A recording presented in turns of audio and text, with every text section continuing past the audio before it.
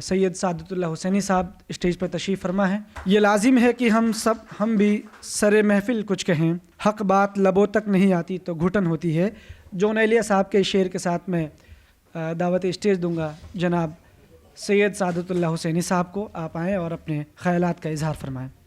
Stage پر تشریف فرما مہمانان گرامی اور ملت ٹائمز کے ایڈیٹر جناب شمس تبریز قاسمی صاحب اور محترم دوستوں، بھائیوں اور بہنوں، میں سب سے پہلے ملت ٹائمز کو ایک بہت ہی ہوپ فل جرنلزم کے 9 سال مکمل کرنے پر اور 10واں سال شروع کرنے پر مبارکباد پیش کرتا ہوں، اور اللہ تعالیٰ سے دعا کرتا ہوں کہ اللہ تعالیٰ اس پلیٹ فارم کو خوب ترقی عطا فرمائے۔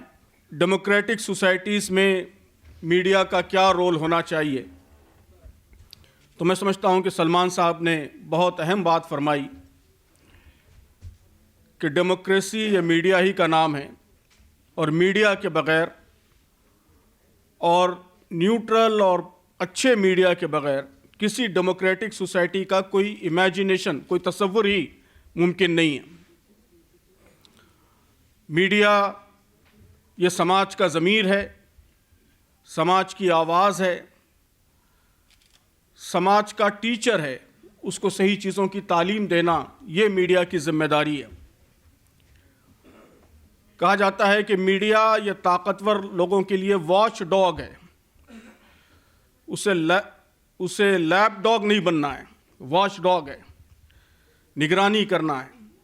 Comforting the afflicted and afflicting the comfortable, کہ جو لوگ پریشان حال ہیں ان کو سکون فراہم کرنا یہ میڈیا کا کام ہے، اور جو پاورفل لوگ سکون میں ہیں ان کے لیے پریشانی کا ذریعہ بننا یہ بھی میڈیا کا کام ہے۔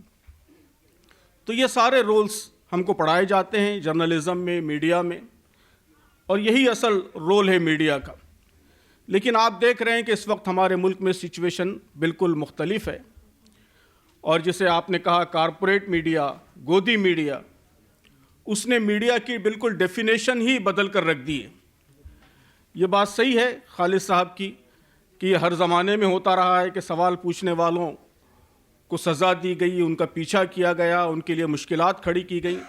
ہمارے ملک میں بھی ہمیشہ ہوتا رہا ہے، لیکن جتنا آج ہو رہا ہے میں سمجھتا ہوں کہ ایسا کبھی بھی نہیں ہوا ہے، نہ ہمارے ملک کی تاریخ میں ہوا ہے اور نہ دنیا کی کسی سویلائزڈ کنٹری کے تاریخ میں ہوا ہے۔ یہ کوئی نارمل سچویشن نہیں ہے، یہ بالکل ایب نارمل سچویشن ہے، یہ ہم کو ماننا پڑے گا۔ یعنی نارمل طریقے سے حکمرانوں کی جانب سے میڈیا پر دباؤ یا ان کو پریشان کرنے کی کوشش یہ ایک دوسری چیز ہے، لیکن اس وقت جو کچھ ہو رہا ہے وہ بالکل ایب نارمل ہے۔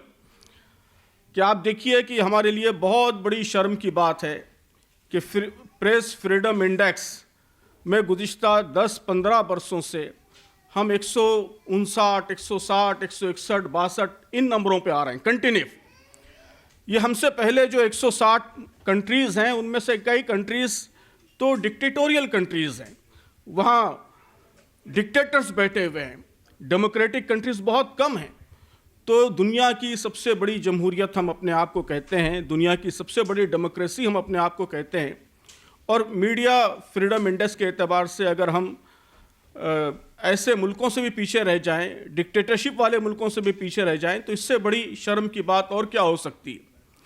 Post truth journalism, post truth media, اس کی ایک کیس اسٹڈی کے طور پر ہمارے ملک کی لوگ اسٹڈی کر رہے ہیں، سمجھ رہے ہیں کہ پوسٹ ٹروتھ فینومینن کیا ہے، پوسٹ ٹروتھ پولیٹکس کیا ہے۔ اس کو دیکھنا ہے تو ہندوستان کو دیکھو، جہاں بہت آسانی سے فیک نیوز پر لوگ یقین کرنے لگتے ہیں، اس کو حقیقت بنا دیا جاتا ہے، سچائی بہت آسانی سے دبا دی جاتی ہے، لوگوں کی آواز بہت آسانی سے دبا دی جاتی ہے، سماج کے ایک بڑے طبقے میجورٹی اس کو ان ریپرزینٹڈ رکھا جاتا ہے۔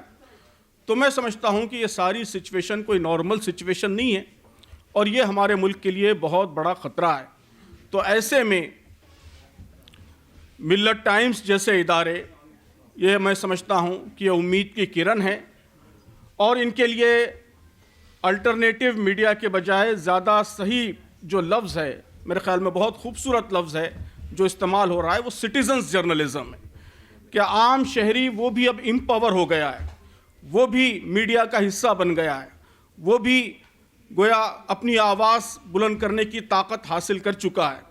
تو یہ میں سمجھتا ہوں کہ امید کی ایک بہت بڑی کرن ہے، اور ایسے حالات میں اس طرح کے پلیٹ فارمز کا مضبوط ہونا، مستحکم ہونا، یہ ہمارے ملک کے لیے بہت ضروری ہے، اور ہم سب کی ذمہ داری ہے کہ ایسے پلیٹ فارمز کو مضبوط کریں، انہیں مستحکم کریں. میں سمجھتا ہوں کہ ملت ٹائمز کی ایک بہت اچھی کوشش یہ ہے کہ انہوں نے مختلف لینگویجز کے ذریعے دوسری کمیونٹیز سے بھی بات کرنے کا کام شروع کیا ہے.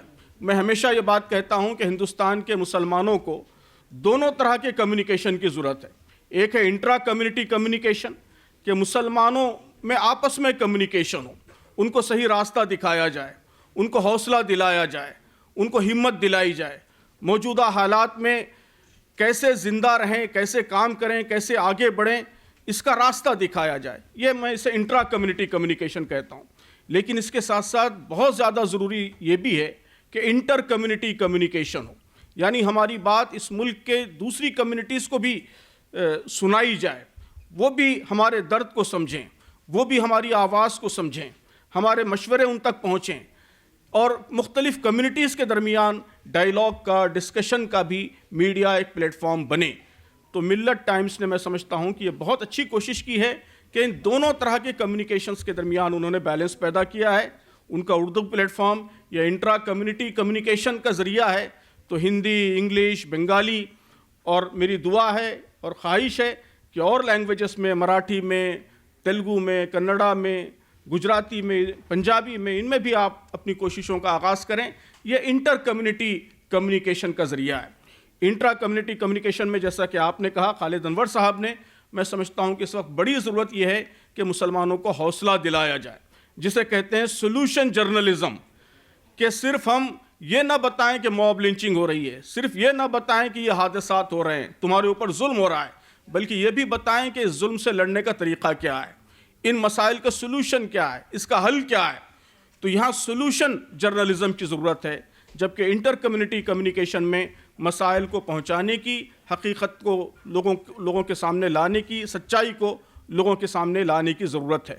تو میں اپنی نیک خواہشات کا اظہار کرتا ہوں اور دعا کرتا ہوں کہ اس وقت جو ذمہ داریاں میڈیا پر، جرنلسٹوں پر عائد ہوتی ہیں، ملت ٹائمز کا ایک پلیٹ فارم ان ذمہ داریوں کی ادائیگی کا ذریعہ بنے، اور بھی اس طرح کے بے شمار پلیٹ فارمز کے لیے وہ انسپریشن کا اور راستہ دکھانے کا کام کرے. بہت شکریہ. ملت ٹائمز کو جاری رکھنے اور مضبوط بنانے کے لیے ہماری آرتھک سہایتا کیجیے. یہ ایک آزاد میڈیا ہاؤس اور کمزوروں کی آواز ہے.